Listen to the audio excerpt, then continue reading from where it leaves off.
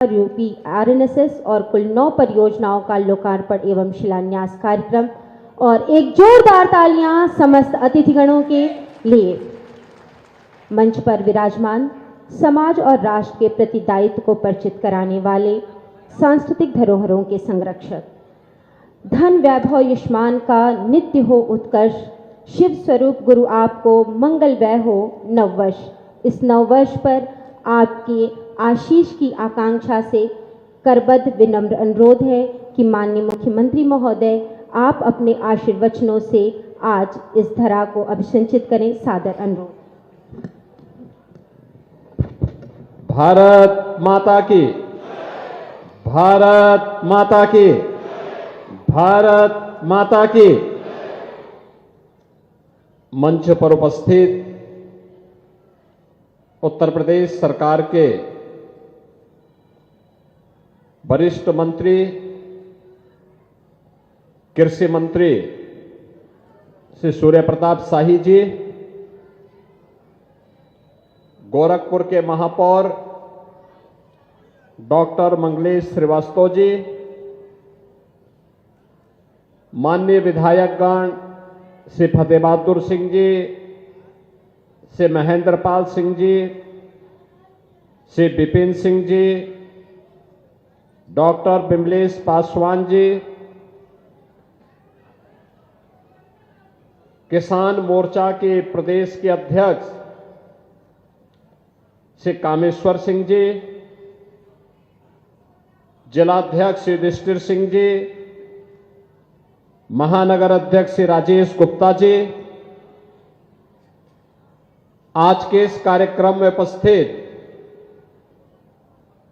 जिले के सभी पदाधिकारीगण, प्रगतिशील किसान अन्नदाता किसान बंधुगण और उपस्थित बहनों और भाइयों, ईस्वी सन 2025 का शुभारंभ कल हुआ है और आज मुझे गोरखपुर में 1533 करोड़ रुपए की इन परियोजनाओं के साथ आपके बीच में आने का सौभाग्य प्राप्त हुआ है। आप सबको मैं ईस्वी सन 2025 की 1533 करोड़ रुपए की परियोजनाओं की भी और इसके बाद अब खिचड़ी मेला आने वाला है और महाकुंभ प्रयागराज में भी आने वाला है, इस सब की बधाई देता हूं।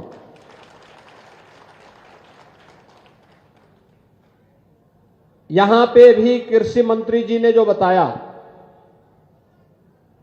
यहां का कृषि विद्यालय 1932 में स्थापित था, लेकिन भवन जीर्ण शीर्ण हो गया था। आज एक भव्य भवन जो अन्नदाता किसानों के प्रशिक्षण का है। कृषि महाविद्यालयों में तो डिग्री दी जाती है, लेकिन ये कृषि विद्यालय जो चरगावा का है, यहां हमारे अन्नदाता किसानों को आधुनिक बीज के बारे में, तकनीक के बारे में, केंद्र और राज्य सरकार की योजनाओं के बारे में अवगत कराता है, उसकी ट्रेनिंग देता है। आज उसका एक भव्य भवन बना है, उस भवन का लोकार्पण करने का मुझे अवसर प्राप्त हुआ है। तो मैं पहले यहां पर आए हुए सभी अन्नदाता किसानों को, गोरखपुर के और पूर्वी उत्तर प्रदेश के अन्नदाता किसानों को,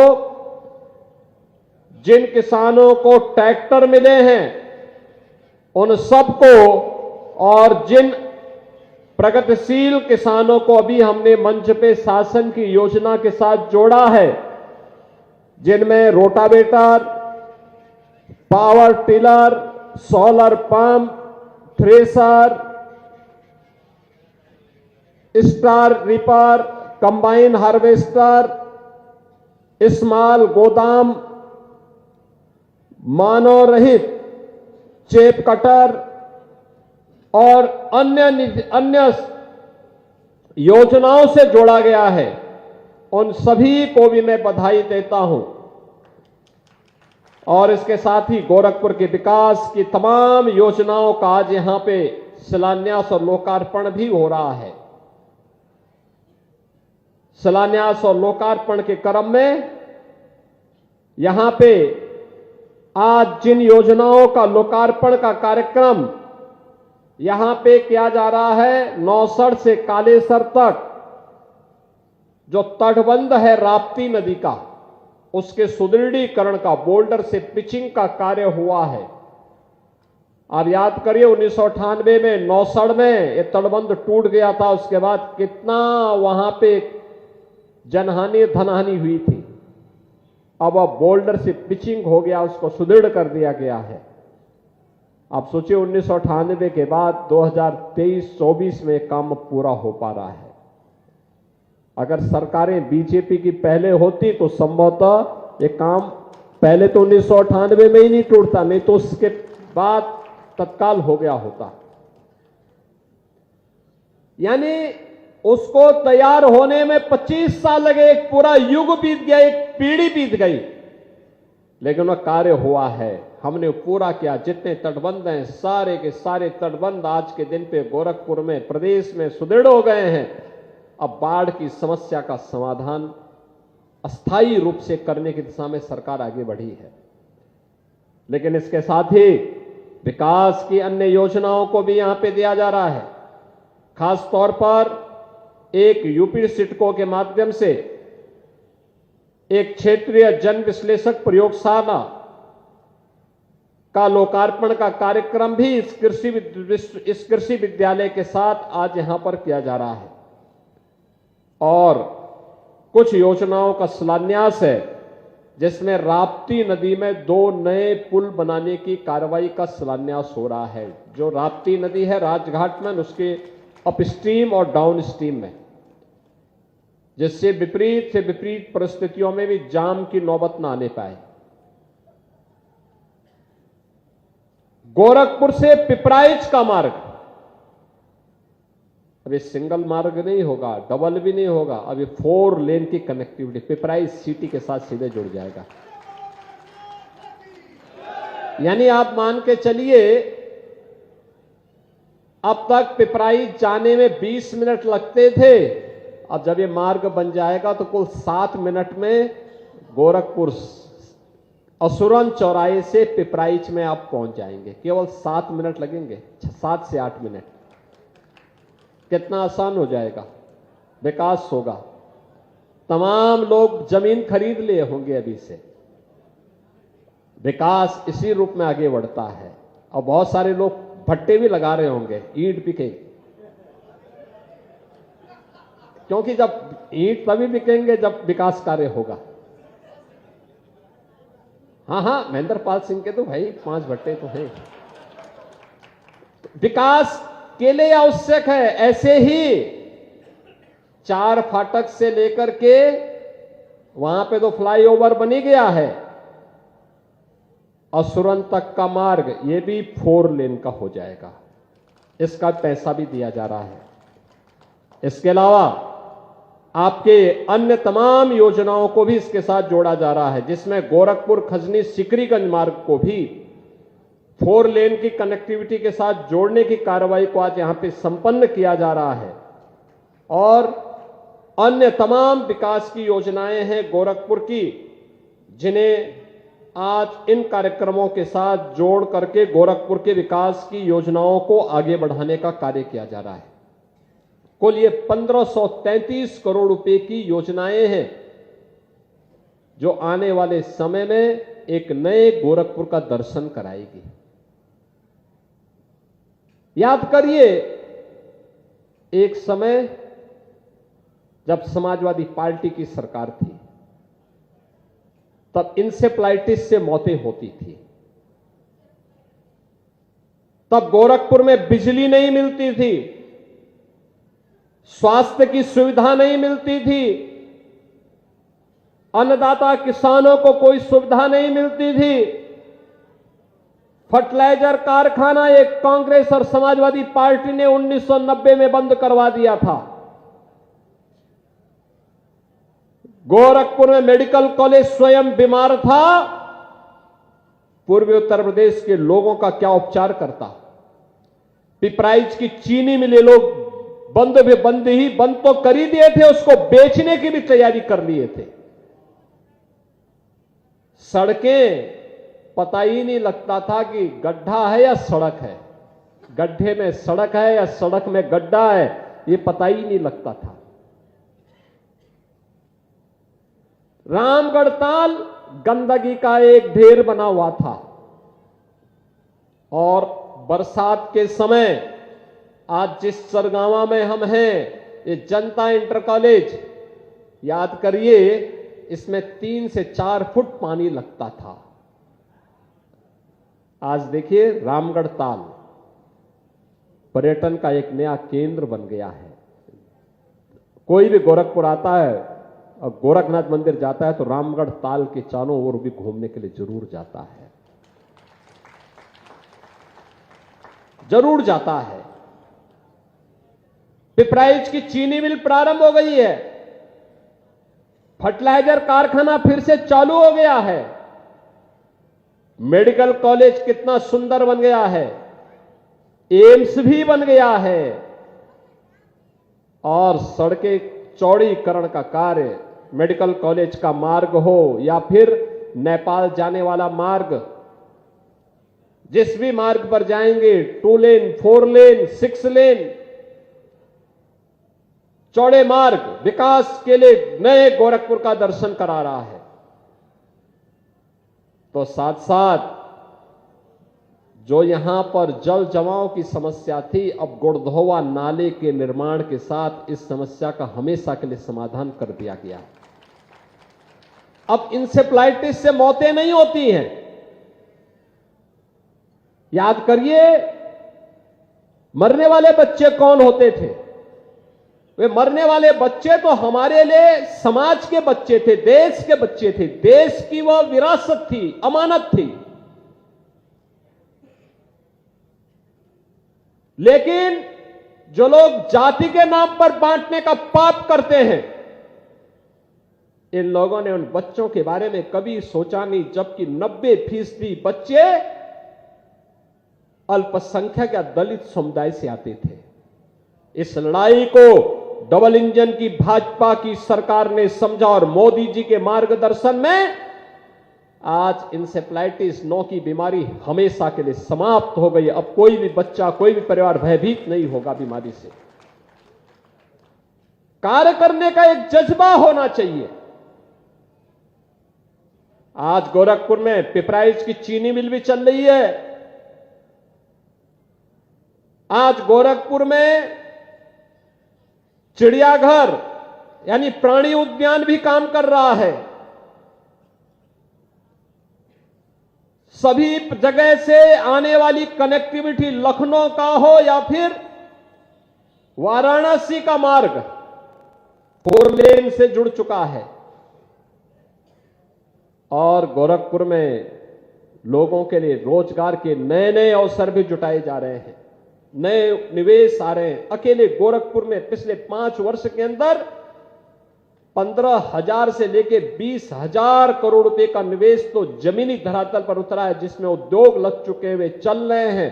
हजारों लोगों को नौकरी और रोजगार की गारंटी मिली है, यहां के नौजवानों को नौकरी और रोजगार की गारंटी मिली है। और अब तो गोरखपुर में 4 विश्वविद्यालय इसमें काम कर रहे हैं। 4 विश्वविद्यालय गोरखपुर में, वेटनरी कॉलेज भी बन रहा है। कल भी बहुत सारे केंद्रों का उद्घाटन और लोकार्पण हम लोगों को करने का अवसर मिलेगा। नए साल में नए गति के साथ हम आगे बढ़ेंगे। विकास में उत्तर प्रदेश अब पीछे नहीं रहने वाला है और उत्तर प्रदेश का नौजवान उत्तर प्रदेश के अंदर ही नौकरी और रोजगार पाएगा। इस विश्वास के साथ हम सब आगे बढ़े हैं और यह वर्ष हमारे लिए बहुत महत्वपूर्ण बनने जा रहा है। देखिए, वर्ष की शुरुआत गोरखपुर में विकास के साथ हो रही है, खूब विकास के साथ। कृषि मंत्री जी भी आए हैं। कुशीनगर में एक कृषि विश्वविद्यालय उनके द्वारा बनवाया जा रहा है, कृषि विश्वविद्यालय। अब सोचो, केवल खेती, किसानी, औद्यानिक फसलों के बारे में, सब्जी के बारे में आधुनिक प्रशिक्षण और कैसे किसानों को आमदनी को आगे बढ़ाया जा सके, इसके बारे में पूरा प्रशिक्षण होगा। तो वेटनरी कॉलेज का निर्माण गोरखपुर में हो रहा है। गोरखपुर में वेटनरी कॉलेज का निर्माण का मतलब पशुपालन से संबंधित, गौ से गाय पालना हो, अच्छी नस्ल की गाय पालन के लिए, भैंस पालन के लिए, बकरी पालन के लिए, मुर्गी पालन के लिए सारी की सारी प्रशिक्षण की कार्रवाई गोरखपुर के वेटनरी कॉलेज से गोरखपुर में ही प्राप्त होगा। यानी ये सभी प्रकार की सुविधाओं का लाभ एक जगह पे ही अब आपको प्राप्त होने वाला है। यहां के युवाओं को, यहां के बच्चियों को, यहां की बेटियों को प्राप्त होने वाला है।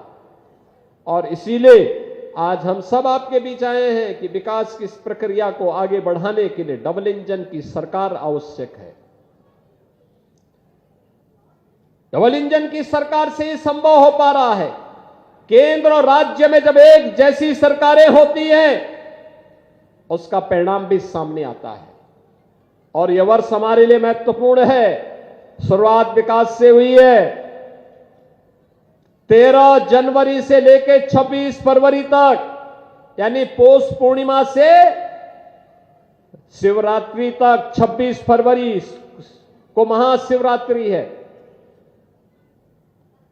इस सदी का पहला महाकुंभ आयोजित होने जा रहा है। 144 वर्ष के बाद, यानी 144 वर्ष के बाद यह मुहूर्त आया है। प्रयागराज में भव्य व्यवस्था की गई है कुंभ की, पूरी भव्य व्यवस्था। देश और दुनिया का श्रद्धालु आएगा और उत्तर प्रदेश उस आयोजन के साथ जुड़ करके आतिथ्य सेवा का एक नया अनुभव दुनिया को कराएगा। महाकुंभ का आयोजन देखो, गत वर्ष अयोध्या में 500 वर्षों के बाद रामलला विराजमान हुए और इस वर्ष महाकुंभ का आयोजन। महाकुंभ के आयोजन के साथ अब एक नया उत्तर प्रदेश लोगों को दिखेगा, जो विरासत और विकास के साथ जुड़ते हुए पूरी दुनिया को अपनी ओर आकर्षित करेगा। और उस आकर्षण का केंद्र बिंदु देश के अंदर उत्तर प्रदेश, दुनिया के अंदर भारत और भारत के अंदर उत्तर प्रदेश बनने जा रहा है। उसके लिए हम सबको अपने आप को तैयार करना होगा। लेकिन याद रखना, इसकी शुरुआत होती है आत्मानुशासन से। आत्मानुशासन का मतलब स्वच्छता से, नियम और संयम के साथ जीवन यापन करते हुए। जिन लोगों के लिए शासन की योजना है, वो योजना उन लोगों तक हर हाल में पहुंचे, बिना भेदभाव के पहुंचे। मोदी जी ने जो मंत्र दिया है सबका साथ सबके विकास का, ये बिना भेदभाव के हर वंचित को, हर दलित को, हर गरीब को, हर महिला को, हर युवा को विकास के साथ जोड़ने के लिए प्रतिबद्ध दिखाई देता है। और आज यही कारण है, पिछली सरकारें बंद करती थी, कभी फर्टिलाइजर कारखाना, कभी पिपराइच की चीनी मिल, कभी मेडिकल कॉलेज, कभी कृषि कॉलेज, और बेचती भी थी। और ये डबल इंजन की भाजपा की सरकार बंद नहीं करती है, बेचती नहीं है, बल्कि नया सृजन करती है, नया बनाने का काम करती है, नया सृजन का काम करती है, बनाती है, एक माहौल बनाती है, नया निर्माण करती है। उनके समय में रामगढ़ ताल के किनारे अपराध होते थे, आज वो पर्यटन का एक सुंदर केंद्र बिंदु बना हुआ है। देश और दुनिया अति आकर्षित होती है, नई नई चीजें आ रही हैं। आधुनिक भारत के आधुनिक उत्तर प्रदेश में आधुनिक गोरखपुर कहां पर है, यह आज देखने को मिल रहा है। आने वाले समय में बहुत अच्छे ढंग से प्राप्त होगा। और आज इसी दिशा से हम सब यहां पर आए हैं। ये जो कृषि विद्यालय बना है नया, चलता पहले से था, लेकिन इसमें अब जो नया भवन बना है, नए फर्नीचर लगे हैं, नए क्लासरूम बने हैं, डेमोस्ट्रेशन के रूम बने हुए हैं, कंप्यूटर लैब्स बनी हुई हैं।